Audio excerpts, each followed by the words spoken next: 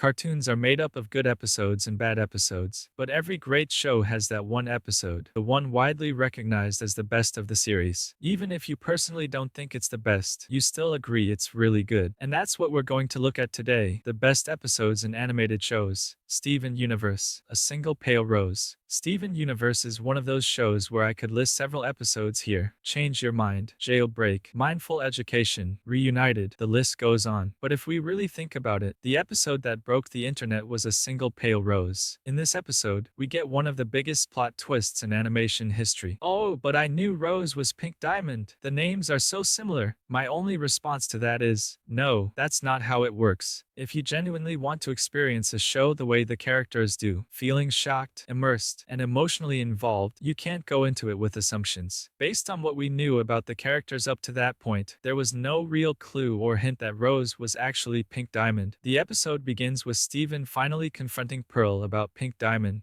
After all, the whole story about her being shattered never made much sense. Pearl stalls and tells Steven she needs help finding her cell phone inside her mind. So Steven goes in to investigate. Inside Pearl's mind, we uncover deep memories from her past, including her heartbreak when she found out Rose was going to have a baby. As Steven digs deeper, he sees Pearl suffering during the Gem War. The last Pearl he encounters is disguised as his mother, the one who supposedly shattered Pink Diamond. But then, he notices something. Rose's gem is still there, in her hand. And when Steven enters that Pearl's memory, we finally learn the truth. Rose wanted to protect Earth, and in doing so, accidentally started a war. To end it, and to protect everyone, she faked her own shattering, leaving Pink Diamond behind so she could live a new, free life as Rose Quartz on Earth. Gravity Falls, Wordmageddon 3, Take Back the Falls. I was torn between this episode and Northwest Mansion Mystery, but even though that one is amazing, Wordmageddon 3 is far more iconic, especially because it's the final episode. Honestly, it might be one of the best series finales in cartoon history. The episode tells the final chapter in the journey of Mabel and Dipper, divided into two major moments: the final battle against Bill's Cipher and the end of summer. It begins with Bill thinking he's won, after the Zodiac plan failed in the previous episode. Despite the Stan twins arguing, Mabel and Dipper manage to buy some time by slowing Bill down. During this, the twins come up with a genius plan, one that truly impressed me the first time I saw it. Bill needs to enter Ford's mind to unleash chaos, but he can't do it without Ford's consent. So, he takes Stanley hostage and demands access. Things look grim. But here's the twist. Stanley is dressed exactly like Ford, so well that even Bill doesn't notice. When Bill enters Stanley's mind, thinking it's Ford's, the real Ford uses the memory erasing gun to erase Bill from existence once and for all. Unfortunately, this also wipes Stanley's memory. At first, it seems like he's forgotten everything, but thanks to Mabel and the summer scrapbook, he slowly begins to remember who he is. Even with all the emotion in that moment, the best part is still to come. We get closure for every character we grew close to during the summer. The Northwest family loses their mansion. Old Man McGucket finally finds peace after regaining his sanity. Gideon starts becoming a better person. Seuss takes over as the new Mystery Shack owner, which is a perfect choice. And most importantly, the Stan twins finally get the adventures they dreamed of as kids, rebuilding their bond and setting off together to explore the world again. But amidst all the happiness, there's one piece of news that still hits hard. This is the end. Summer is over. In the final scene, Mabel and Dipper board the bus and say goodbye to the friends they made on this wild adventure. And just when it seems like everything's done, Dipper opens a letter from Wendy. It's short, simple, and yet deeply symbolic. See you next summer. Star vs. the Forces of Evil, Toffee. Star vs. the Forces of Evil had a pretty rocky development. It started out being compared to the best shows of its time, and ended with a finale that still frustrates me to this day. That's exactly why we're going to focus on the best part of the show from the first season to the middle of season 3. Specifically, we're talking about the special episode's Battle for Muni. Toffee was a major villain in season 1. We knew he'd return eventually, but not exactly when. In this episode, Ludo, who is also a villain, is ruling Muni, and Star is trying to take him down. But Ludo isn't acting alone. He's actually being controlled by Toffee, who's been pulling the strings the whole time. Eventually, Ludo realizes he's being used and asks Star for help. Star then decides to use the magic destroying spell, which somehow sends her inside Ludo's body. Inside him, Star is much weaker, and her mother, watching this unfold, becomes desperate. She speaks directly to Ludo, who's still being controlled by Toffee at the time. Toffee agrees to release Star, but at a cost. He gives up the finger that was previously cut off. Quick explanation. Toffee is an immortal reptilian who once tried to invade Muni. Moon, who would later become Star's mother, learned the spell to defeat creatures like him. Though it didn't kill him, it did sever his finger and remove his immortality. Now, with Moon returning the finger, Toffee can regenerate completely, and that's exactly what happens. Meanwhile, Star is trapped. Eventually, she wakes up with Glossaric, who, for some reason, is also imprisoned. Amidst all this chaos, tiny orbs of magic begin to form. When Star looks into Glossaric's soup, she realizes that everything is being formed inside it. She literally puts her hand into the fire, restoring all her powers, and transforms into her butterfly form for the first time in the series. She opens a portal back to Muni and faces Toffee, defeating him with a single spell. Seriously, this episode is incredible. It's just sad to think about how poorly the series was developed after this.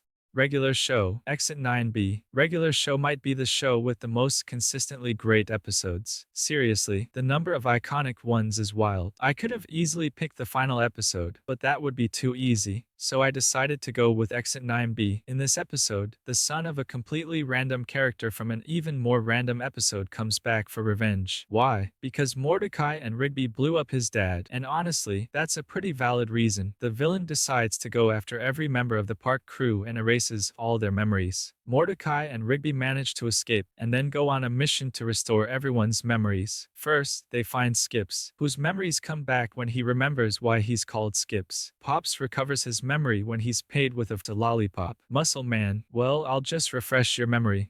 Any questions? Yes, in the back. Yeah, we were just wondering, do you know who else's C equals 8? Well, actually, yes, I do. It's my mom. Eventually, they recover High Five Ghost too, but there's still one person left, Benson. Turns out Benson never stopped working at the park. They need his signature on a document to stop construction on a giant machine being built on the park grounds. The park crew confronts GBF Jr., the villain, but are captured as he tries to resurrect his father and finish off Mordecai and Rigby. To do this, he summons every villain that has ever appeared in the show, but Skips isn't having it. He calls in backup. While the epic battle takes place, Mordecai and Rigby head off to find Benson. Benson regains his memory after remembering just how annoying those two always were. They show the signed document to everyone, and GBF Jr. is forced to stop, but one signature is still missing. Thomas, who had been hired recently. In a classic regular show twist, Mordecai and Rigby sneak in the wrong document, and Thomas ends up signing it. With that, all of GBF Jr.'s changes get sucked into a portal, the very one he opened himself.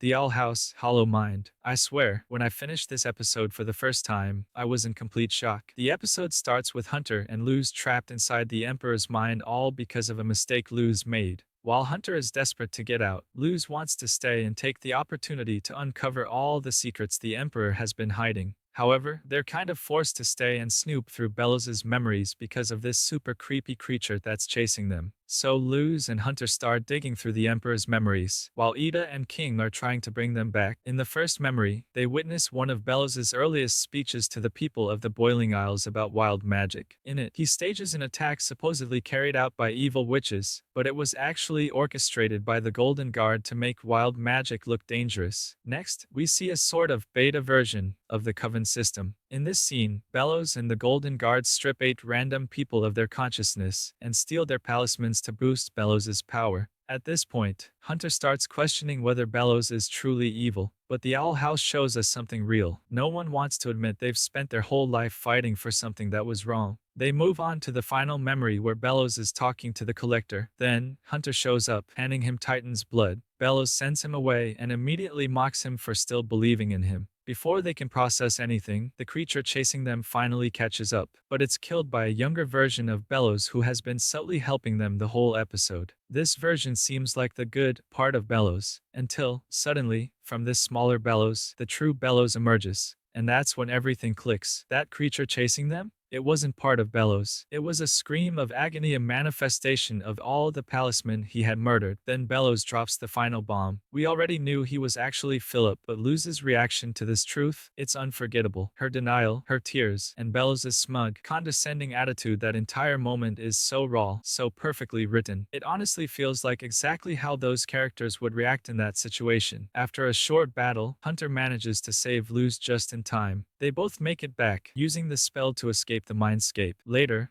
Hunter quietly leaves, and the episode ends leaving us to sit with the weight of everything we just witnessed. Hey, looks like you've made it to the end of the video. Since you're still here, why not leave a comment telling me what's your favorite episode from a cartoon? I love reading your thoughts. Thanks so much for sticking around and listening.